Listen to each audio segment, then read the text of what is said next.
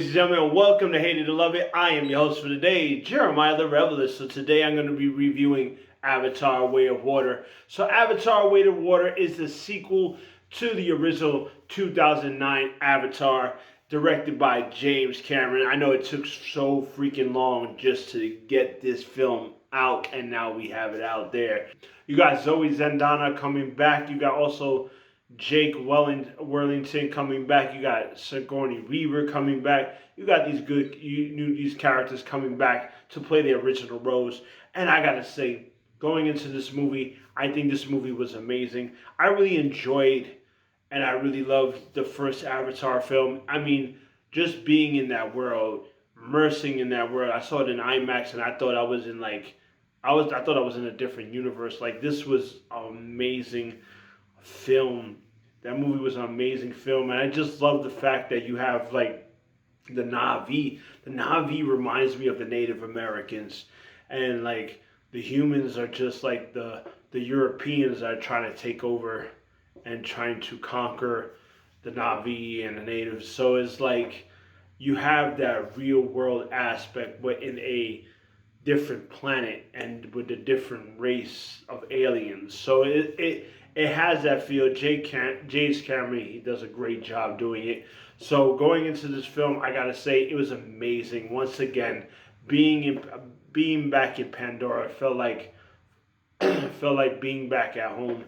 Like it just had that submersive, you know, especially when you're in that water, like you seeing these new creatures, these new sea creatures. They look so good. They look so real. I feel like these are real people. These are real aliens. These are real creatures. Like, it just makes you feel like you're inside the film.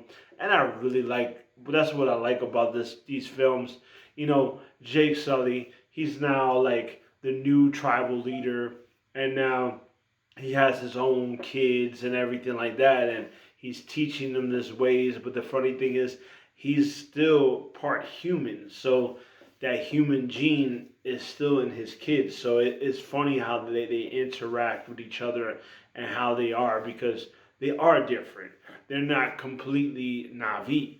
So it was good to see that. I love the kids in this film. The kids in this film were like great. They were very likable. All the characters were very likable.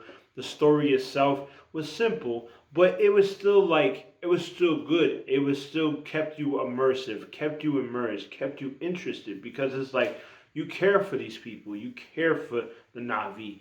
And then I just love what James Cameron did with the different Navi races. Like you got the water Navi, they're different. They have lighter skin, they have thicker tails, they're a little bit like, and they and their ways are very different than the land Navi. Like the land Navi, you could tell they're like the Native Americans, but the water Navi, you could tell they're like Samoan, like the islanders. So they have their differences. The funny thing is, they believe in the same God, but the thing is, their traditions are a little bit different, and they have some similarities at the same time. And I just enjoyed it. I enjoyed the new Navi, to see new Navi, new race of Navi. I did like that. That was so cool. And I just love the war itself, the fighting, the action sequences, the the montage on how, you know, you learn the ways of the water Navi. I really like that. Like, it's just the villain in this was really good. They bring back characters in certain unique ways that I really enjoy. I mean, this movie was amazing. I mean, I advise you, once again, James Cameron did it again. I'm a huge James Cameron fan. I think the only James Cameron movie I don't like is Titanic. I can't stand Titanic. That's the only film I don't like. I'm in the minority, I know, but I don't like that film. But all the other James Cameron films I always loved, and I think he is a director that believes in cinema and believes that the movie going experience is a event. It's not something you just sit around and watch at home. You go out and watch this event, be around people, laugh, be wowed. That's what James Cameron does. He brings out spectacles, and then once again, he brings out a spectacle in this film. I gotta give them credit on that, and everybody, they did an amazing job on this. So I gotta say, what do I rate this film? Do I love it? Do I hate it? Or is it something in between? I gotta give it a love. That's right, I give it a love. It was a great movie. It was very heartwarming, especially as a dad, and dealing with the family members and all that stuff.